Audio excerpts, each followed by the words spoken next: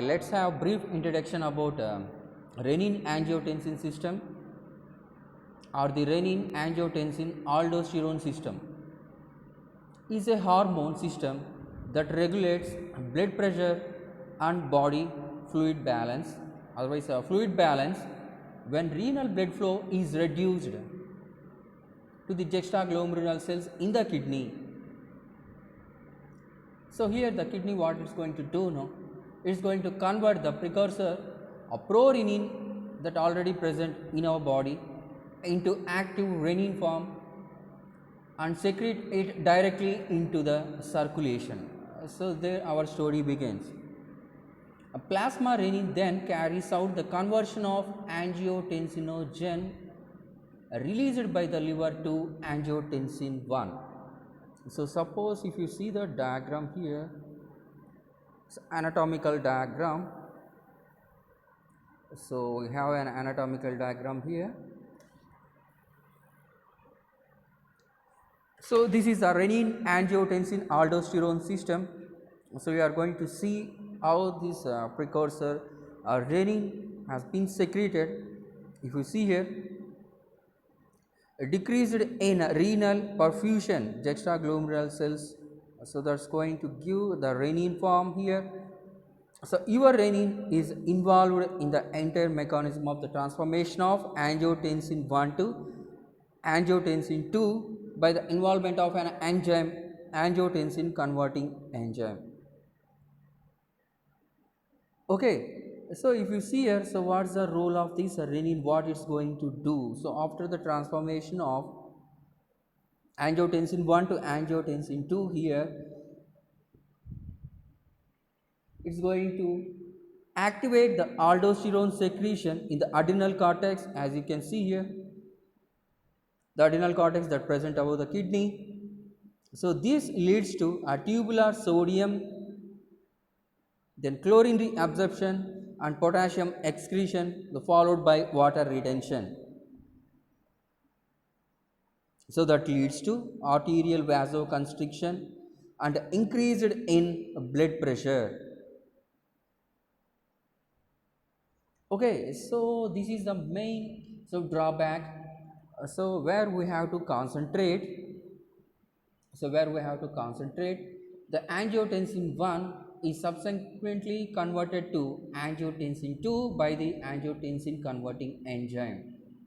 So found on the surface of vascular epithelial cells, predominantly those of the lungs. Okay. So now we have to frame a drug such a way it has to inhibit the conversion of angiotensin 1 to angiotensin 2. That means your drug it has to reach to the ACE. Okay, it's fine.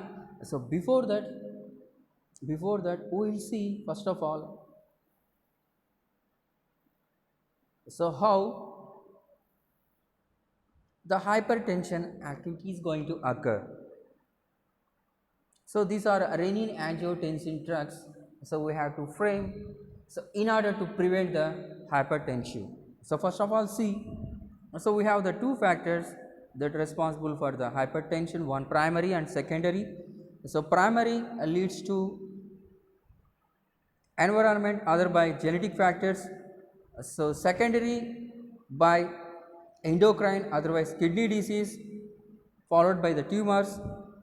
So this overall expression that given by the mean arterial pressure.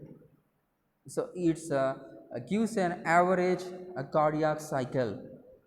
So that determines the cardiac output, systemic vascular resistance and the central venous pressure. If you see the normal blood pressure, that's 120/80, then pre-hypertension condition, so that rises to 120 to 139 and over to 80 to 89, then high blood pressure, so stage 1 condition from 140 to 159, so then carries to 90 to 99.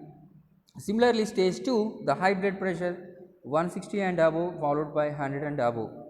Okay, so if you see the condition for 60 and above patients, it may be 150 and above over 92. Let's come to the classification of antihypertensive drugs. So we have series of classification. So now we are concerning about the renin-angiotensin aldosterone system, where so our agents act on ACE. So by the inhibition of ACE, we are going to achieve the following mechanism. So let's see the example. What we have: captopril, enalapril, lisinopril, perindopril, so ramipril. So angiotensin antagonist, we have the losartan, irbesartan and candesartan. So apart from, we have calcium channel blockers and diuretics. So beta adrenergic blockers, alpha and beta adrenergic blockers and central sympatholytics followed by vasodilators. Okay, if you see here, let's have the continuation part of ACE inhibitors, a captopril. So captopril. So if you see the captopril, what it will have? The captopril, if you see the structure captopril, so it having the basic nucleus pyrroline.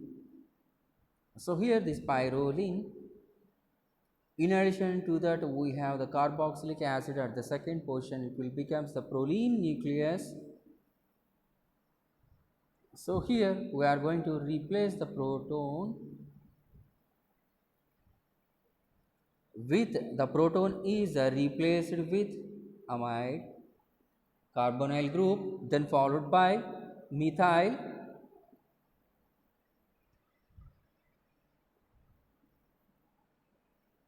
So we have the sulfonyl bond here. So this is an captopril. Then how to initiate the IUPAC name? So how to write the IUPAC name for this compound? So see here. So we have, we keep the numbering as 1, then 2, 3, then 4,